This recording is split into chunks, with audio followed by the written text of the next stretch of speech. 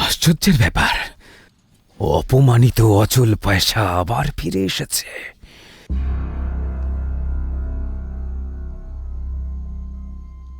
হ্যাঁ, ফিরে এসেছি, কিন্তু অচল পয়সা হয়ে নয়, সত্যের দর্পণ নিয়ে।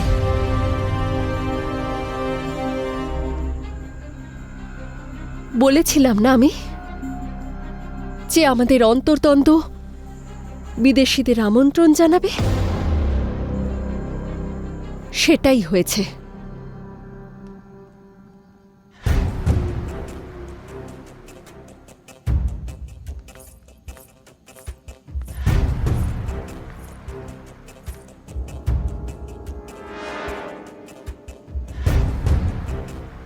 এই ব্যবসায়ী দারায়ুষ আমাকে এই প্রস্তাব দিয়েছে যাতে আমি পারস্য থেকে সাহায্য নিই আর তক্ষশিলার সৈন্যদের সঙ্গে নিয়ে পৌরব রাষ্ট্রের উপর আক্রমণ করি।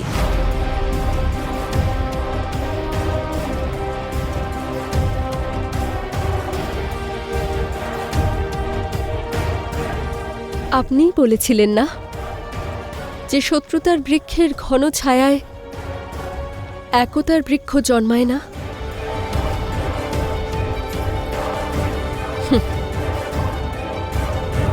ফাটলের মধ্যে বেড়ে ওঠা ছোট্ট ঘুণও বিশাল বৃক্ষকে খেয়ে ফেলে।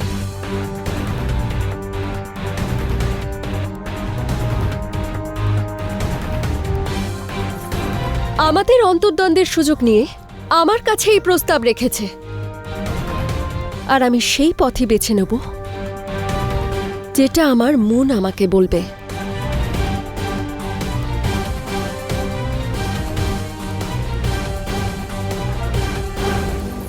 আমি থাকাকালীন কোনো বিদেশি আমার ভারতবর্ষের উপর কুদৃষ্টি দেবে সেটা আমি বরদাস্ত করব না।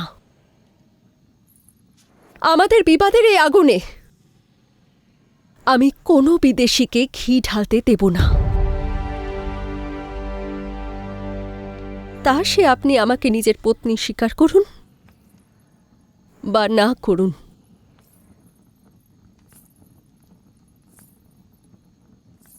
কিন্তু আমি অনসূয়া এখানে এই পৌরব রাজ্যেই থাকব।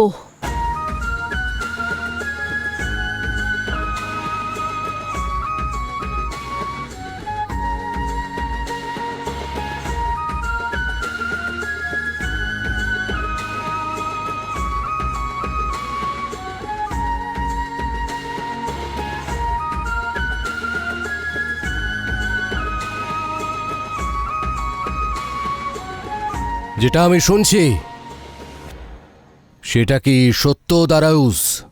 না হুজুর,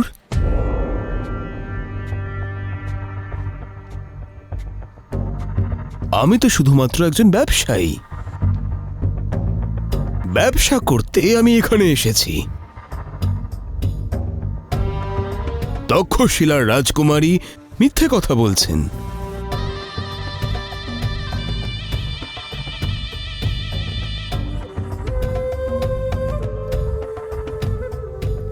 হ্যাঁ ভাই, যে ব্যবসার জন্য এসেছে সে আক্রমণ করে না। অনসূয়া প্রতিশোধ চায়। ও চায় যে আমরা ওর কথা শুনে এই বিদেশিকে হত্যা করি, যাতে আমাদের বিদেশিদের সঙ্গে সম্পর্ক নষ্ট হয়। সম্পর্ক যদি ছিন্ন করারই হতো তাহলে আমি পৌরব রাজ্যের সঙ্গে বিবাহ বন্ধনে জড়াতাম না শিবদত্তশ্রী।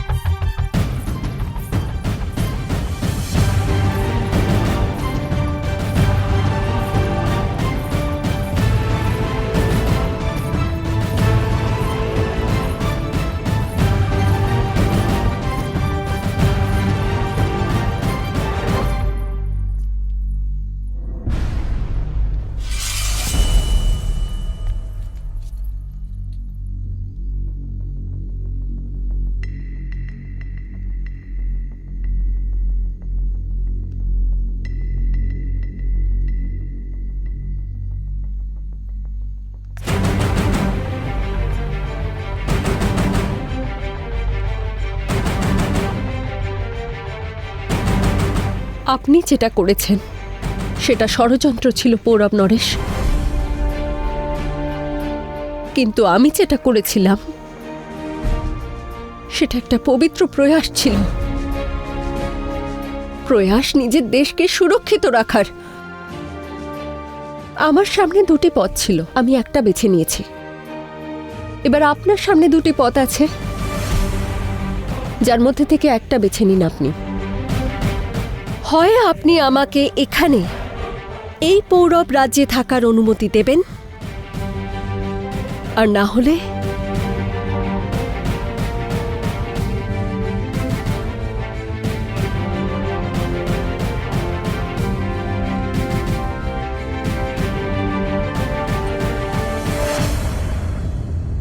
নিজের হাতে আমাকে বধ করুন, কারণ আমি এখান থেকে যাব না।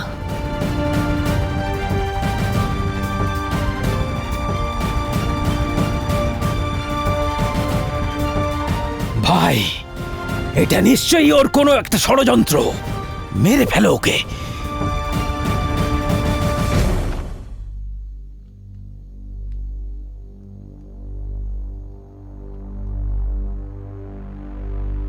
না শিবদত্তশ্রী,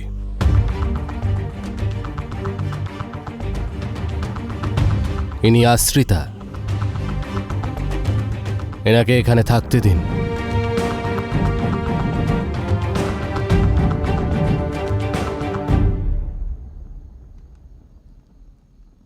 ঠিক আছে,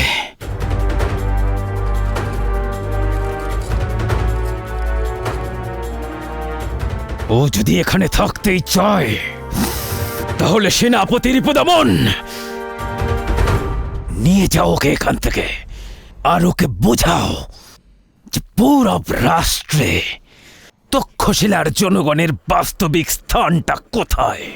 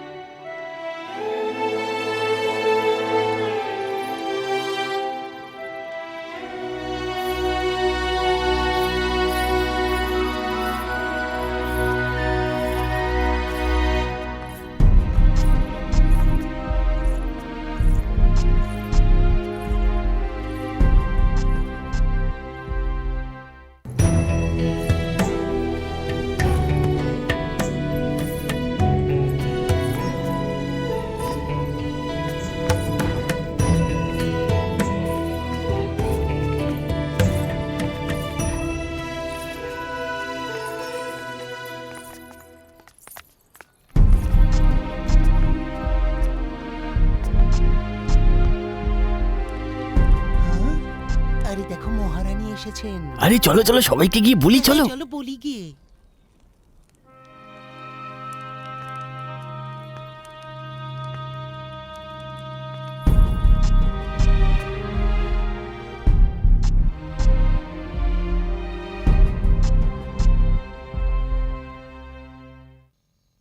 আরে দেখো দেখো কে এসেছেন, আমাদের দাসী আর গণিকাদের ভবনে পৌরবের মহারানী এসেছেন।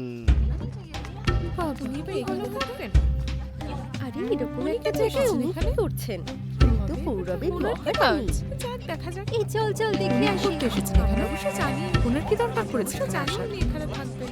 বাবা, উনি আবার এখানে এসেছেন? কি দরকার পড়েছে ওনার এখানে আসা? এখানে কেন এলেন বলতো?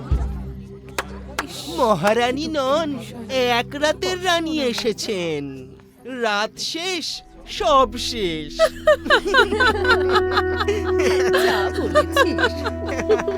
এই ব্যাস ব্যাস, মহারানী হওয়ার স্বপ্ন দেখেছিলেন খুব, এক রাতের মধ্যেই স্বপ্ন শেষ হয়ে গেল তক্ষশিলের রাজকন্যার।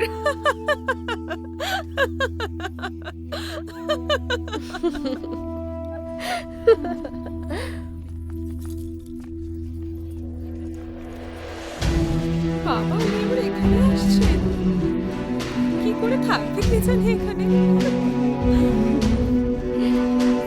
দেখো এদিকে এগিয়ে আসছে। পারবে তো আমাদের সঙ্গে থাকতে? এ তো মহারানী নয়, এক রাতের রানী।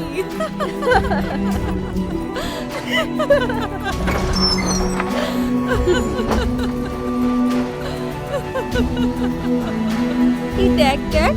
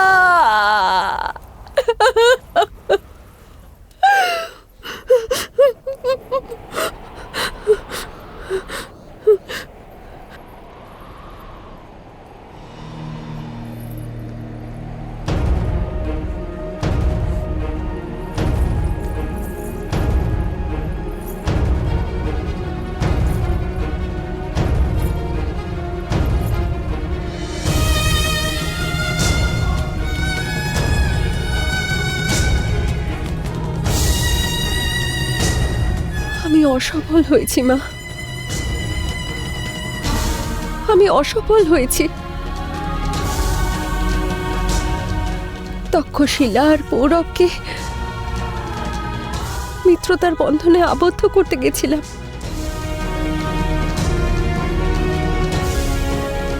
রাত যেখানে স্বয়ং দাঁড়িয়ে আছে, সেখানে আমার কাছে কোনো পথ নেই মা।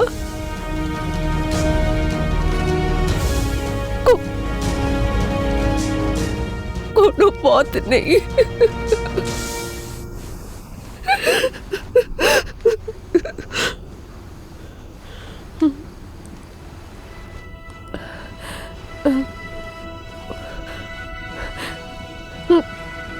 না, আমি হার মানব না।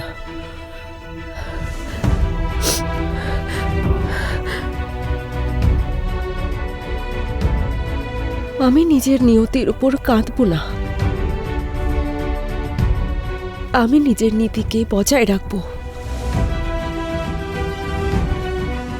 প্রয়াস করতে থাকব, নিজের ভারতবর্ষকে বাঁচাবো।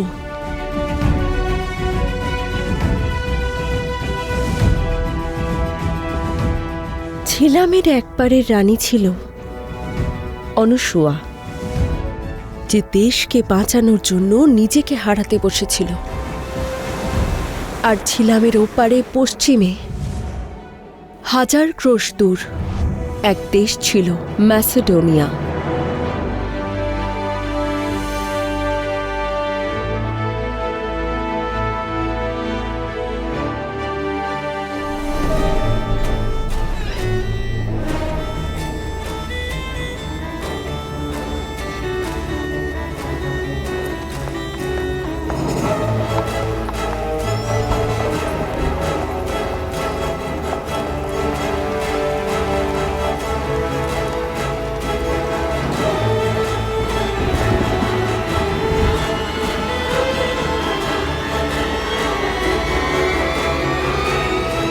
যেখানে আরেকজন রানী ছিল,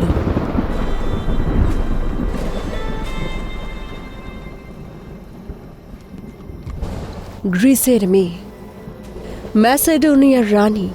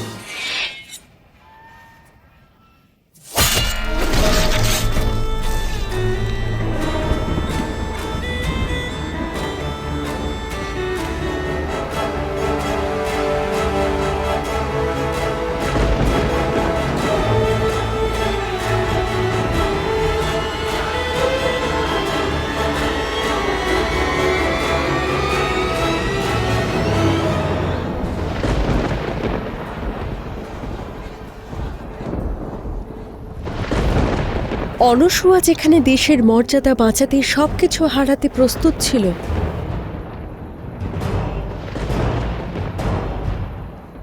সেখানে ম্যাসেডোনিয়ায় শাহ ফিলিপের পত্নী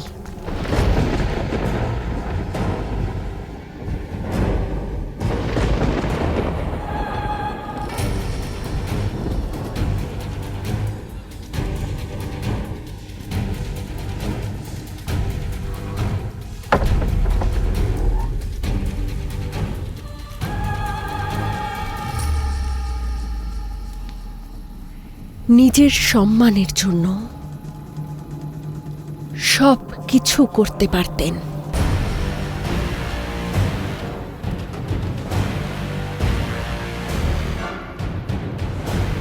সেই রানীর নাম অলিম্পিয়া।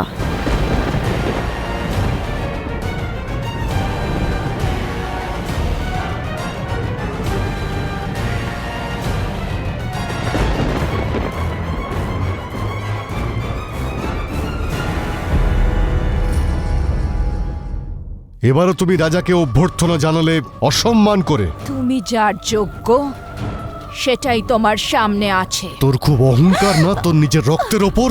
এবার আমার সন্তান তোর এই অহংকারকে চূর্ণ করে ম্যাসিডোনিয়াতে বড় হবে। তুমি ঝড়ের দেবতা তো জিউস। আমি তোমার সন্তান চাই জিউস, তোমার সন্তান।